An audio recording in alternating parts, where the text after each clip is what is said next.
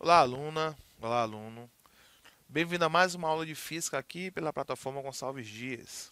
Bom, a aula de hoje, nossa aula de física de hoje, nós vamos falar sobre aceleradores de partículas, mas vamos responder exercícios, A aula sobre acelerador de partículas já está na plataforma, que você consegue ter acesso a esta aula. Então não perca tempo, vá lá e assista, caso você tenha perdido, certo? Ou tenha ficado dúvidas, Então, o importante é que você não saia com dúvidas. Lá tem muita informação sobre essa tecnologia, que são os aceleradores de partículas. E é muito fascinante também. Tá ok? Então, vamos responder exercícios, vamos comentar esses exercícios, saber o porquê que está correto e também saber o porquê que está incorreto, as nossas questões. Tá ok? Então, fica ligadinho aí, vamos à primeira questão. A primeira questão diz o seguinte: os aceleradores de partículas são equipamentos que fornecem energia a feixe de partículas subatômicas, eletricamente carregadas. Todos os aceleradores de partículas possibilitam a concentração de alta energia em pequenos volumes e em posições arbitradas e controladas, certo? De forma precisa. Então, essa é uma característica dos aceleradores, certo? Eles conseguem concentrar, colimar toda essa energia em um ponto. Talvez esse seja o ponto crucial. Bom, exemplos comuns de aceleradores de partículas que existem, tá certo? Nas televisões e nos geradores de raio-x. Esses são exemplos clássicos, falei na aula. Na produção de isótopos radioativos, na radioterapia do câncer, na radiografia de alta potência para o uso industrial e na polimerização de plásticos, tá ok? Então, esse texto aqui foi tirado aí, da revista explicatório lá sobre aceleradores de partículas, tá ok? Então, tudo isso aqui foi explicado na aula de aceleradores. Então, dentre as partículas subatômicas, aquela que apresenta carga negativa é denominada. Ok? Vamos lá. Letra A: próton, nêutron, elétron, partícula alfa e partícula gama. Então, essas são as alternativas. Tá ok? Então, é o seguinte. Ele quer saber, dentre as partículas subatômicas, qual apresenta carga negativa, certo? O próton apresenta carga positiva, o nêutron descarregado, a partícula alfa apresenta 2 prótons e 2 nêutrons, não é isso? Ok? E a partícula gama, na verdade, não é nem uma partícula gama, ele é uma onda eletromagnética, uma radiação gama, certo? Então, dentre as alternativas que aqui estão, a resposta só pode ser o elétron, A resposta é a letra C, o elétron, tá ok? Então, as partículas subatômicas que têm cargas negativas é o elétron. Bom, falando sobre o acelerador de partícula que utiliza o elétron, nós temos o acelerador de partícula de luz síncrotron, certo? Síncrotron. Sincronia, sincronia do elétron. Então, esse elétron, ele vai fazer um movimento circular, vai se acelerar de forma circular, tá ok? Circular por quê? Por uma questão de espaço, logicamente. Então, ele vai acelerar ali a velocidades muito próximas à velocidade da luz, ok? E no momento que ele é acelerado por essa velocidade muito próxima à velocidade da luz, ele começa a gerar radiação eletromagnética. Tá ok? Então vai acontecer o seguinte. Primeiro nós temos a produção do elétron, certo? Então nós podemos ter aí, por exemplo, os fios de tungstênio aquecidos. Então daí nós temos a produção de elétrons. Esses elétrons, eles começam a ser acelerados de forma linear, certo? Acelerados de que forma? Nós temos campos magnéticos e também nós temos a produção de ondas de radiofrequência. Então esses elétrons, eles acabam ali surfando nesta onda. Tá ok? Então tem que ter uma sincronia, por isso que vem de síncrotron. Tem que ter uma sincronia entre a questão da radiofrequência, das ondas de radiofrequência e o elétron. Ok? Então o elétron ele é acelerado de forma linear. Quando ele chega ali a uma certa energia, ele é jogado num anel menor. Esse anel menor nós chamamos de buster. Ok? Então ele vai acelerar, dá várias voltas, né? E cada volta que ele vai dando, ele vai concentrando energia, vai acelerando, concentrando energia. Quando ele tiver com energia suficiente, ele é jogado para um anel maior, que é um anel coletor, certo? Nesse anel coletor, ele vai acelerar. Lembrando que ele vai fazer um movimento circular por conta do campo magnético. Então são colocados campos magnéticos nos pontos, certo? E com isso vai fazer com que ele faça um movimento circular, porque esses elétrons eles vão ser ali desviados por esses campos magnéticos, com velocidades muito altas, muito próximas à velocidade da luz, cerca de 98% ou 99% da velocidade da luz, tá ok? Então, ele está ali muito, muito próximo. E no momento em que esse elétron, né, que está acelerando, ele sofre o desvio, numa velocidade muito alta, certo? O elétron ele desvia para o movimento circular, mas a radiação eletromagnética não sofre esse desvio. Ela não sente a presença do campo, ela passa direto. Tá, ok? Então ela sai, que nós chamamos de sair pela tangente. Quando ela sai pela tangente, quando ela passa direto, ela cai dentro das cabines, né? Que são as ilhas, que é lá onde vai acontecer toda a magia, né? Que é utilizado aqui para esse tipo de luz síncrono. Então, ele vai passar direto, ele vai ser coletado, essa radiação vai ser coletada. Lá, ele vai passar por um processo de refinamento, porque lá eles vão, né, dependendo da técnica que é utilizada, eles vão escolher qual é o tipo de radiação que eles querem, se é radiação, se é raio-x, né? Lá é chamado, né, eles chamam de raio-x mole ou raio-x duro, isso vai depender, né, da quantidade de energia, tá ok? Ou pode ser apenas energia ultravioleta, tá ok? Então eles vão ali escolher qual tipo de radiação que eles querem, qual é a quantidade de energia que eles querem, tá certo? Isso é um aparelho muito grande, com uma série de espelhos, tá certo? E depois eles vão colidir esse tipo de radiação que foi escolhido com a sua amostra, dependendo da técnica, ok? Se for por espectroscopia, né? Se foi por cristalização e por aí vai, tá certo? Cristalografia, que é o nome real, né? Então eles vão escolher. Então a amostra vai pegar essa radiação, que geralmente é raio-x, tá ok? E vai tirar uma foto de fato, aquela foto de raio-x que vocês já conhecem, ok? Aquele raio-x, nele é feito um padrão de interferência nesse raio-x, eles vão observar esse padrão de interferência. Simplesmente vão pegar aquela imagem, vão ampliar a imagem, vão dar o zoom, né, como a gente costuma falar, tá, ok? E lá eles vão ver os pontos claros e os pontos escuros, certo? Feito através aí desse processo de interferência que é feito do raio-x, tá, ok? Interferência e difração que acontece ali. Então, feito tudo isso, eles vão observar o padrão e, de acordo com o padrão, eles vão saber quais são os tipos de partículas que tem ali, de moléculas. Se ali tem, se ali tem carbono, se é hidrogênio, entendeu? Se é oxigênio. Então, eles vão ver, de acordo com o padrão, qual é o tipo de molécula que tem ali. É importante saber qual é o tipo de molécula e de que forma que eles estão arranjados, justamente porque vai ser isso que vai definir, né, muitas características daquela amostra, ok? Na aula eu falei que esse tipo de técnica foi utilizado contra o coronavírus, certo? Observar qual é o tipo de proteína que existia ali no coronavírus, né, no vírus, por aí vai, certo? É determinante para saber qual é o tipo de técnica que pode ser utilizada contra esse vírus.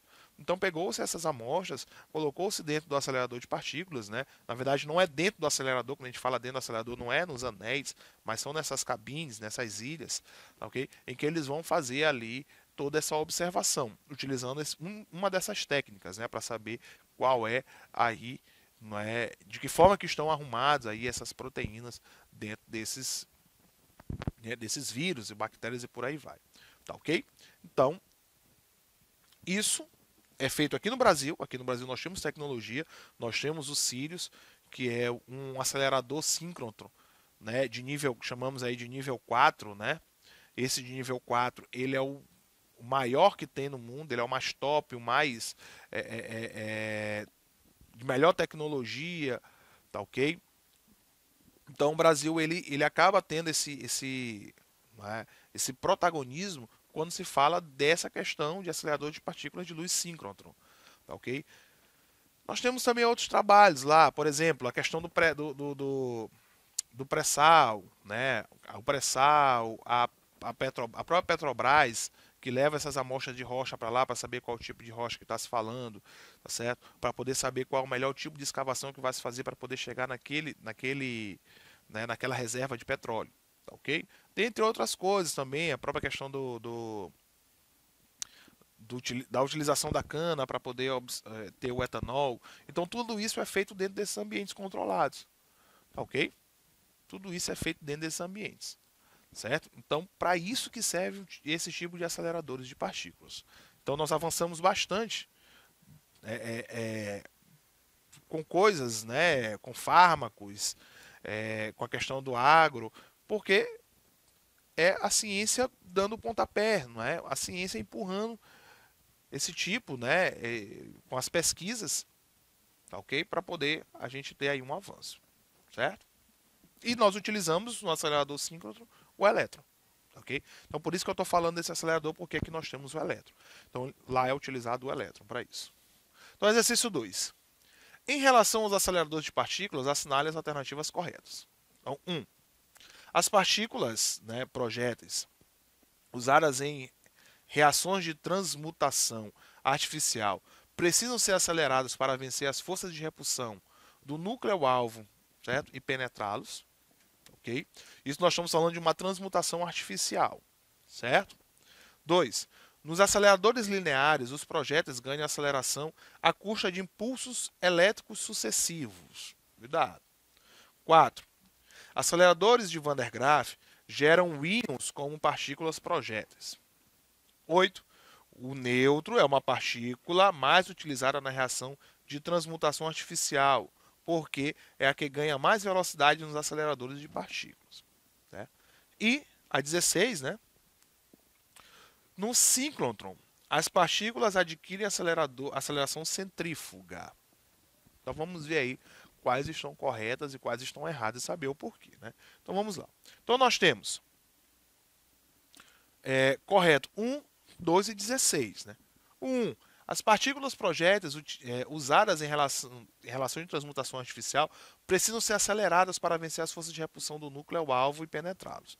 Quando a gente fala assim de uma transmutação artificial, tá, ok? Por exemplo, pode ser a quebra de um núcleo atômico, né, com uma outra partícula, certo? Uma partícula projétil. Então eu pego uma partícula e jogo uma outra.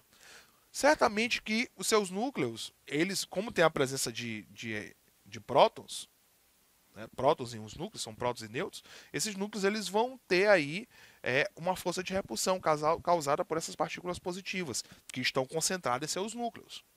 Ok? Então eu tenho partículas concentradas nos núcleos e, né, eles vão aí sofrer essa repulsão.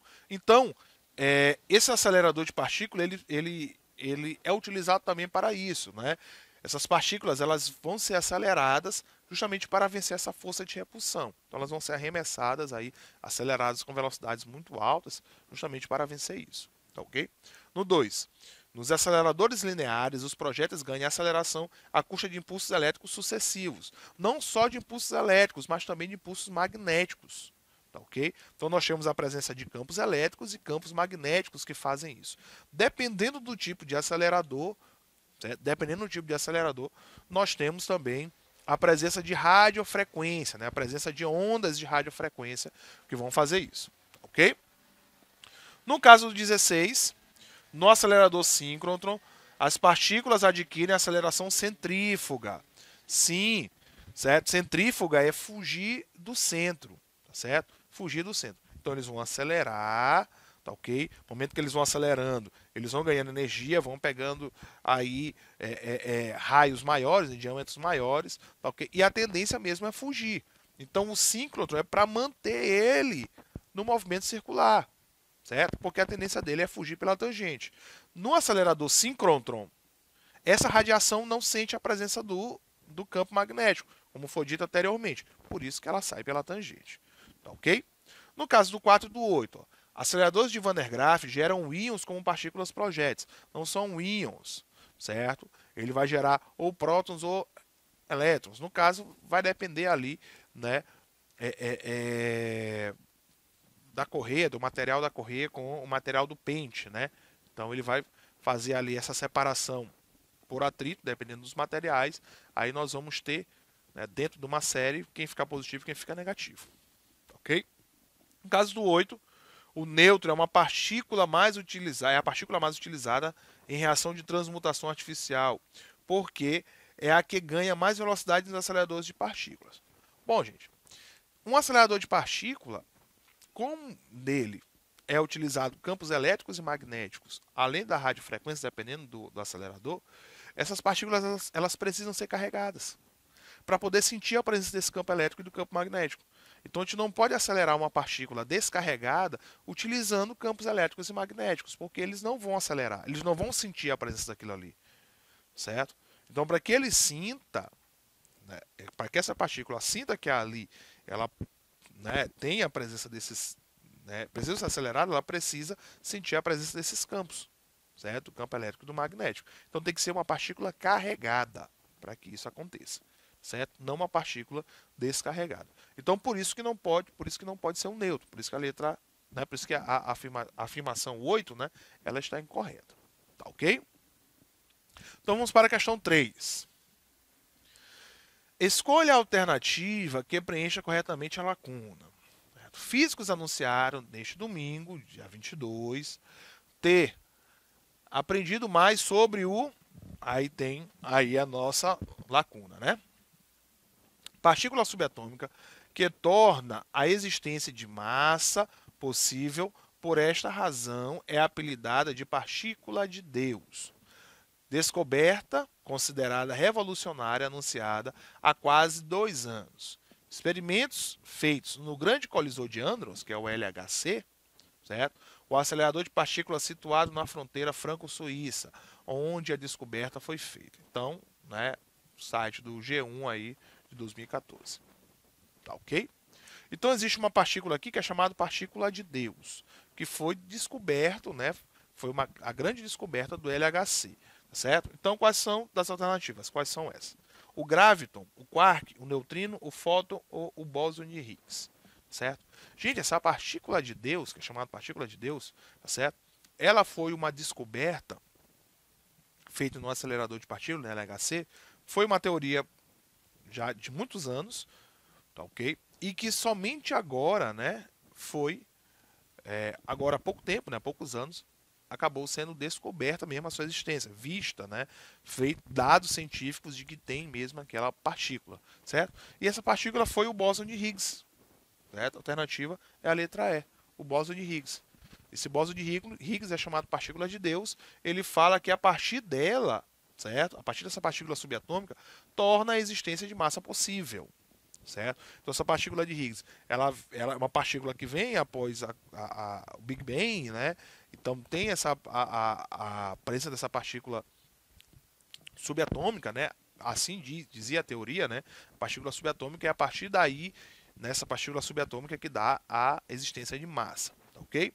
No caso da letra A, o graviton. O graviton é uma partícula que ainda não foi observada, né? Há indícios de que existe o graviton, né, que dá aquela relação da gravidade, né, uma partícula mediadora da gravidade, mas ainda não foi vista, né, ainda não tem relato sobre ela. O quark, partículas subatômicas, né, partículas elementares, tá OK? Não foi descoberto no acelerador de partículas, isso é uma teoria anterior. O neutrino também, tá certo? O neutrino existe locais, certo? Que são os sensores de neutrinos, onde lá são observados eles, e também nenhum os fótons. Então, no caso, nós temos o bóson de Higgs, certo? Que é uma partícula elementar, está lá já na nosso modelo padrão, OK? E a questão 4, o LHC, que é o maior acelerador de partículas do mundo, foi inaugurado em setembro de 2008, após 20 anos de intenso trabalho. Sua função é acelerar feixes de partículas, de tal forma que estes atinjam uma velocidade estimada em cerca de 99,99% da velocidade da luz. A colisão entre prótons será tão violenta que a expectativa é que se obtenha condições próximas àquelas que existiram logo após o Big Bang. Ok? Então, a primeira missão desse novo acelerador é estudar partículas indivisíveis, que são elementares, e as forças de interação que agem sobre elas. Quanto às forças, há 4 delas no universo. Aí existe a primeira força, né, que é responsável por manter o núcleo atômico coeso. A segunda força, né, quando há uma transformação de uma partícula em outra. A terceira força, quando atua numa carga elétrica envolvida. E a quarta força, certo, que é a primeira, que é conhecida pelo ser humano, certo? Então, dessas, nós temos aí as forças nucleares, né? Ok? Então, você vai observar a questão e vai ver qual dessas se encaixa, ok? Então, com essa questão, nós finalizamos a nossa aula de hoje e até a próxima.